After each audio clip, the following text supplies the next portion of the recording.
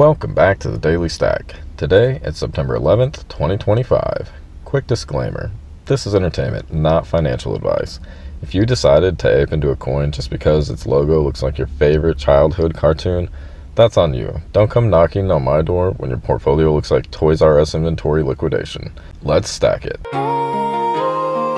Big bags, big wins, Bitcoin breaking ceilings. Stacks on stacks, we in Ethereum keep building. Meme coins blast, moon spin, rockets touch the stars. Crypto kings, we flex, this anthem's ours. Let's start with the market check-in. The global crypto market cap is about $4 trillion, edging up roughly 1% today.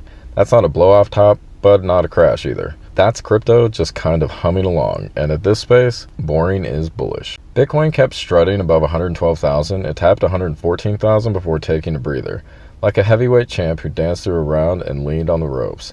Day's low near 110,950. So yes, Bitcoin swings more now in the afternoon than the S&P 500 does in a single quarter. Ethereum's still steady, chilling between $4,286 and $4,448. Traders are laser focused on 4,500 like it's the final boss level. Altcoins are making noise too. The altcoin index is hovering close to 60%. That's the highest we've seen in months. If it breaks out, you can expect your group chats to suddenly fill with, "Bro, you have to check this low-cap gem" texts. Now let's cover some altcoin action. This is where things start to get spicy. IP token RIP, after news broke that corporations are actually using it in Treasuries. That's the kind of adoption that we usually joke about, but here it is. Real CFOs adding tokens to balance sheets. Imagine some gray-suited accountant telling the boardroom, "Yes, our liquidity reserves include Bitcoin, cash events, and IP token." Linea nearly doubled, climbing 99.9% intraday. Call it 100%. If you sold early, you basically funded somebody else's Lambo down payment. One day's move like this create cult followings. Linea's Discord now probably looks like a tent revival. Cardano continues to slow crawl towards $1. Every time ADA flirts with that number, the army wakes up like it's a call to arms. Say what you will about Cardano, but the holders, they never fold. But they'll be telling their grandkids about when ADA hit $1. Then we got Layer Brett. Yes, that's real. The project raised $3 million, promising staking yields that sound like a Vegas scam. Their pitch is literally turn $1,000 into $150,000. That's not a white paper. That's a lottery ticket. But in this market, people roll the dice. Other movers include MET and Pump, both pulling double-digit gains. If you ever wondered whether ticker symbols mattered, yes, they do. The dumber it sounds, the harder it pumps. Now vibes check. Sentiment data shows fear, uncertainty, and doubt on the rise. Traders are second-guessing. Social feeds are doom posting, and the bears are crawling out of hibernation. But here's the flip side. Analysts are calling this temporary. The fundamentals are still rock solid. ETFs are pulling inflows, institutions are positioning, and Bitcoin hasn't broken its trend. If you zoom out, this is just turbulence, not a nosedive. The sentiment in crypto is like a toddler on a sugar high. One minute it's screaming, the next it's laughing, the next it's passed out on the couch. Today, we're in the screaming stage. Tomorrow, could be laughter again. The big news from the suits: BlackRock CIO Rick Ryder said Bitcoin belongs in the same category as gold, oil, and real estate. That's the largest asset manager on the planet telling the world that Bitcoin is no longer just weird money for nerds. It's an actual portfolio asset. For years, the debate has been whether Bitcoin is a hedge, a currency, or just a speculative asset. BlackRock just ended that argument. It's a hard asset, period. That endorsement pushes Bitcoin further into the mainstream than any meme ever could. Meanwhile, macro drama continues. Inflation prints have the Fed concerned.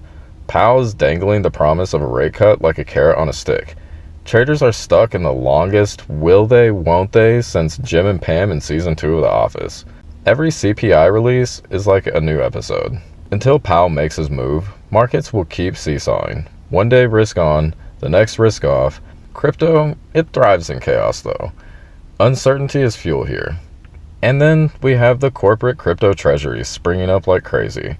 Today was a real soap opera. Companies that stuff their treasuries with Bitcoin and Ethereum are getting completely crushed. Strategy, formerly MicroStrategy, Metaplanet, Smarter Web Company, Alts 5 Sigma, their stocks, they're bleeding. The market's punishing them for being too early to the trade. But QMMM Holdings flipped the script. They announced a $100 million crypto treasury and their stock went vertical, up 1,700% in one session. Year-to-date gains, 16,000%. That's right, you heard that correctly. That's the kind of chart that makes every trader quit their day jobs, only to blow it all the next week. And then there's 8Co. Their stock, it exploded 3,000% on the plans to buy Worldcoin. Yeah, the eyeball coin, the iris-scanning, orb-wielding project that everyone loves to dunk on, apparently telling investors, we're buying eyeball tokens is bullish now. So here's the paradox. Some firms are collapsing for holding Bitcoin, others are mooning for buying Worldcoin. It's Schrodinger's corporate treasury, dead and alive at the same time, depending on your ticker.